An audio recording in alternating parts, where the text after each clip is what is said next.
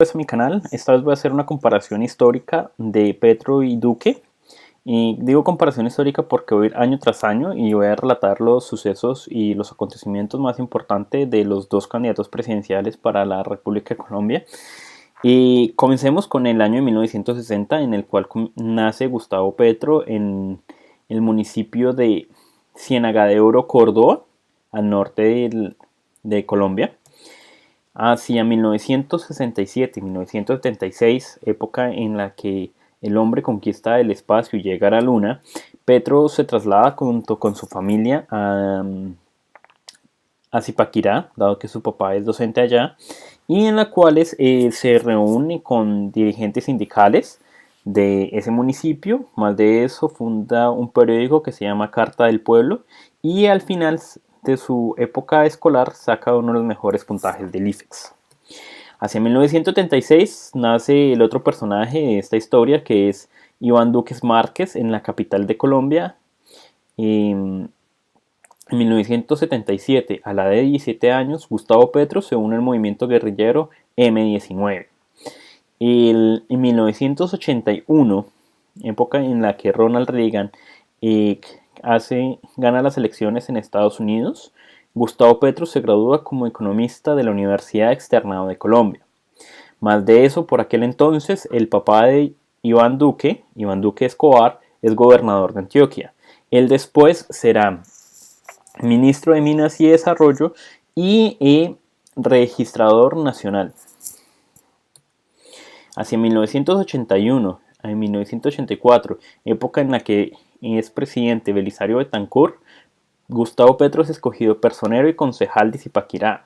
Luego después, siendo concejal de Zipaquirá, afirma que es un militante del M-19, cosa que lo obliga a irse a la clandestinidad.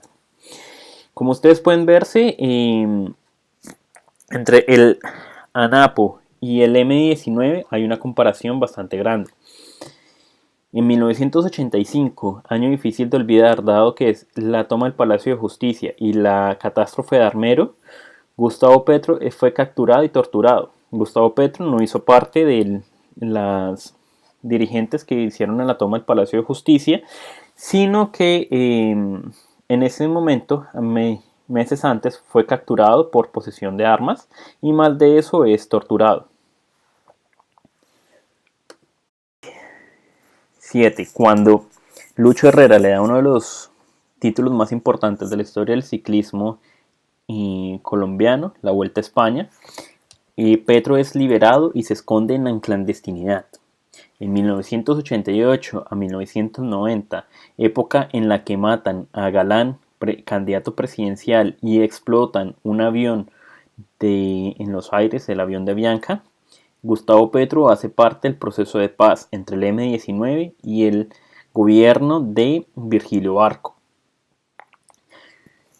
En 1991, y con la presidencia de César Gaviria, cambia la constitución política colombiana y hay un proceso de apertura comercial.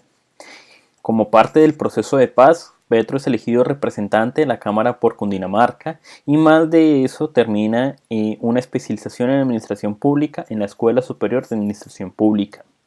En 1994, mientras Colombia asiste a un Mundial de Estados Unidos y Ernesto Samper es elegido presidente, Petro es mandado como primer secretario colombiano ante la Unión Europea, dado que recibió amenazas de muerte. Por tal motivo, Petro no puede terminar su maestría en Economía en la Universidad Javeriana. En 1996, cuando se hace público el escándalo 8000, Gustavo Petro aprovecha su estancia en Europa y hace un diplomado en Estudios de Desarrollo de la Université Catholique de Louvain. Hacia 1997, cuando se estrenan Titanic y Hombres de Negro, Petro vuelve a Colombia y es candidato por la alcaldía de Bogotá. Solamente saca 7.000 votos y pierde con el que fue alcalde, Enrique Peñalosa. También por aquel entonces Gustavo Petro hace su primer año de doctorado en la Universidad de Salamanca, intermediado por la Universidad Jorge Tadeo Lozano. Pero hacia 1998, mientras Colombia vuelve a ir a un mundial en el Mundial de Francia y es elegido Andrés Pastrana como presidente, Petro es elegido representante de la Cámara, pero esta vez por Bogotá. En aquel entonces, otra vez vuelve a nuestra historia Iván Duque, quien se gradúa como abogado de la Universidad Sergio Arboleda. 1999, año en que Panamá recibe por fin el Canal de Panamá y dejan plantado a Andrés Pastrana con la silla vacía, Iván Duque comienza su vida profesional trabajando en el Banco de Desarrollo de América Latina. En el año 2001, cuando pasa el atentado de las Torres Gemelas y las FARC culpan al gobierno de Andrés Pastrana de acabar los acuerdos de paz, Iván Duque es asesor del Ministerio de Hacienda. Hecho importante porque por aquel entonces Colombia atravesaba una crisis financiera. Entre el 2001 y el 2013, época en que vemos la evolución del celular desde las especificaciones más básicas hasta la creación de los smartphones que conocemos actualmente, Iván Duque trabaja en el Banco Interamericano de Desarrollo. En algún momento llega a ser jefe de la división de Cultura, Creatividad y Solidaridad, pero no pude encontrar en qué momento fue eso. En el 2002, el momento en que llega Uribe a la presidencia por primera vez, Petro es elegido representante por segunda vez por la Cámara, otra vez por Bogotá. Por aquel entonces, Iván Duque comenzó a hacer uno de los trabajos que hizo en el Banco Interamericano de Desarrollo, que fue la negociación de préstamos para Colombia, Perú y Ecuador de cuantías de miles de millones de dólares. En el 2006, cuando es reelegido Uribe, Petro es elegido senador. Es decir, antes era representante de la Cámara, ahora salta al Senado a través de un nuevo partido político que se llama Polo Democrático Alternativo, dado que el partido al que pertenecía antes se unió con otros partidos hasta la creación del Polo Democrático Alternativo. Aprovechando eso, llega a ser senador. En el 2007, cuando el profesor Moncayo pedía la liberación de todos los secuestrados, Iván Duque se gradúa en Máster de Gerencias Políticas Públicas de Georgetown University. De la misma manera que hizo Petro, que se graduó de un diplomado mientras estaba en Bruselas, Iván Duque aprovecha su estancia en Washington y decide estudiar dos máster. Uno es este y el segundo es el máster en Derecho Económico de la American University. Lastimosamente, no sé en qué año, no se especifica en qué año se graduó el del Derecho de Máster Económico. En el 2010, mientras pasa un terrible terremoto en Haití y Colombia se divide entre Mocus y Santos, Petro va para la presidencia, pero solamente saca el 9,1% de las votaciones. Y su fórmula vicepresidencial es Clara López.